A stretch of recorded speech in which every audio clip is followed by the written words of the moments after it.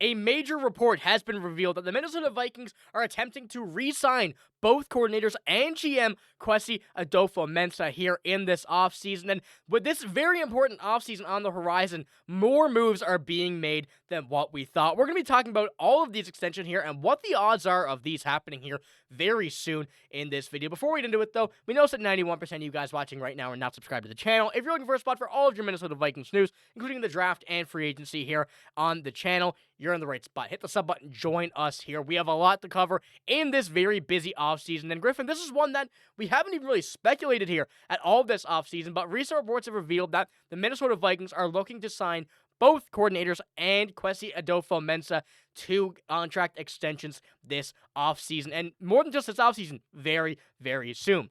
Starting off with this, defensive coordinator Brian Flores and offensive coordinator Wes Phillips both have contracts that would expire after the 2025 season. And according to the Star Tribune's Ben Gosling, the Vikings would like to sign them both to extensions this spring. Now, this is something that we have the pile on top of all of the other moves the Vikings are projected to make here. All of the other news the Vikings have been, expressing their interest in.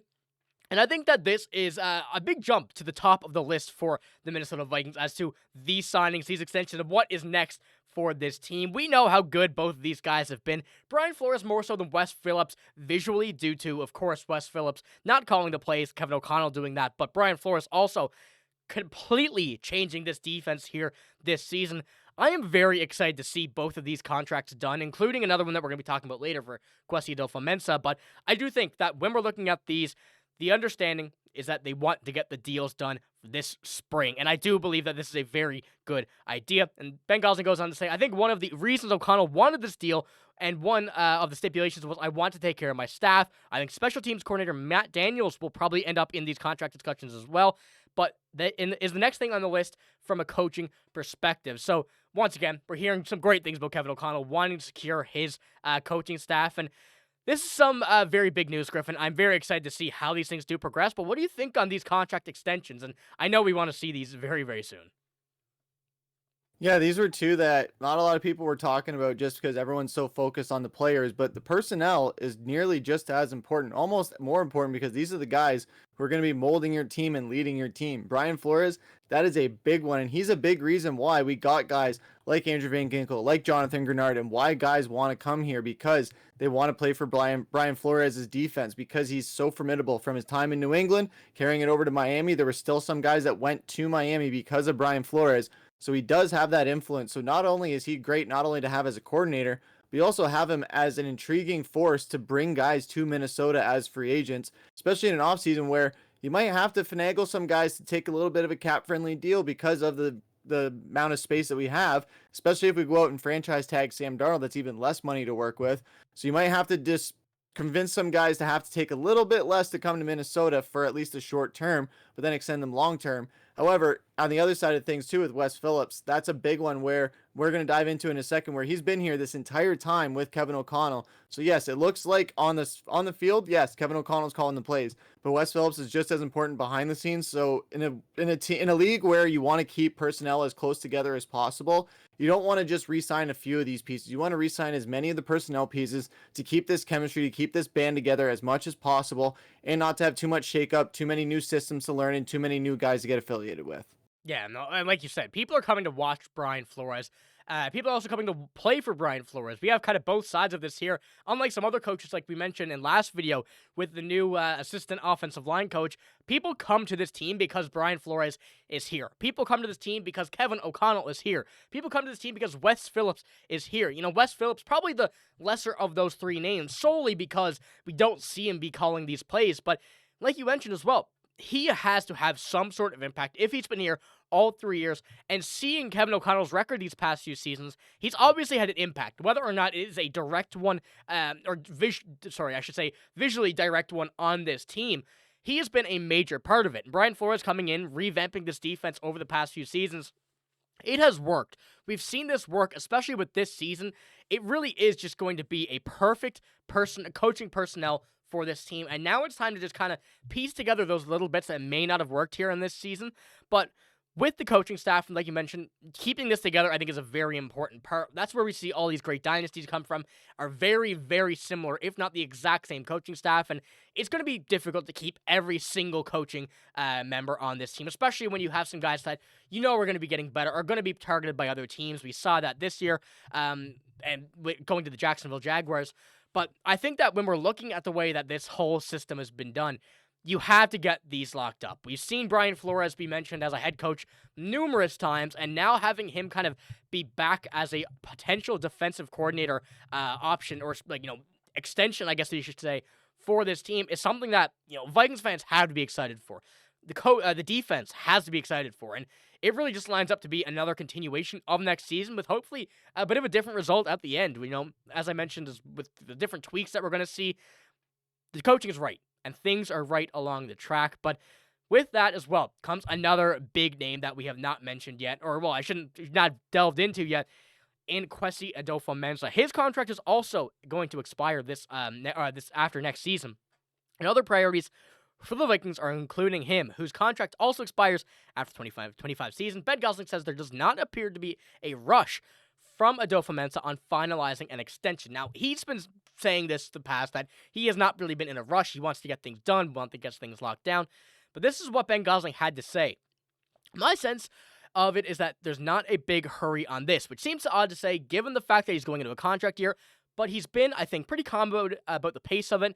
I don't think he's uncomfortable with the uncertainty at the moment. I don't think he's thinking about it as a ton, but it's something that he's going to bed every night fretting about. When is this deal going to get done? I think it will. And, once again, I think that also it will get done. I think there's no way from what we're seeing and what we're going to see this season that you let Kwesi Adofo-Mensah walk.